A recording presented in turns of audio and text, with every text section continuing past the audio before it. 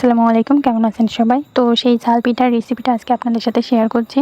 তো ফার্স্টে গরম পানিতে তালের আটা ভালো মতো সেদ্ধ করে নিতে হবে। দেন এইভাবে পিঠা শেপ তৈরি করে নিতে হবে।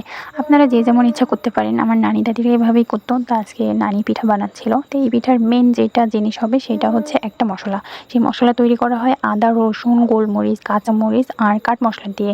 তো কাঠ মশলা বলতে দারুচিনি ভালো মতো শিলপাটায় বেটে নেওয়া লাগবে। আমার এই ভিডিওটা স্কিপ হয়ে গেছিলো, যার জন্য দিতে পারি নাই। আমি বলে দিলাম, আপনারা এটা অবশ্যই আগে করে নেবেন।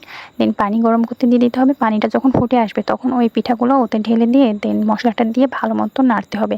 হালকা যখন সেদ্ধ হয়ে আসবে, খুব বেশিও কিন্তু সেদ্ধ করা যাবে না, না তো শক্ত হয়ে যাবে। তো যখন মোটামুটি সেদ্ধ হয়ে আসবে তখন কিন্তু গুড় ঢেলে দিতে হবে। তার আগে গুড় দেওয়া যাবে না। আর গুড়টা অবশ্যই কুসুরে নিতে হবে। এই পিঠা কিন্তু কুসুরের গুড়েরই, অন্য গুড় দিলে এটা টেস্ট আসবে না। তো যখন হালকা আটাটা সেদ্ধ হয়ে আসবে তখন এই যে কুসুরের গুড় ঢেলে দিয়ে অনবরত কিন্তু নাড়াচাড়া করতে হবে। নাড়াচাড়া বন্ধ করে দিলে পিঠাটা হাঁড়ির তলায় লেগে যাবে।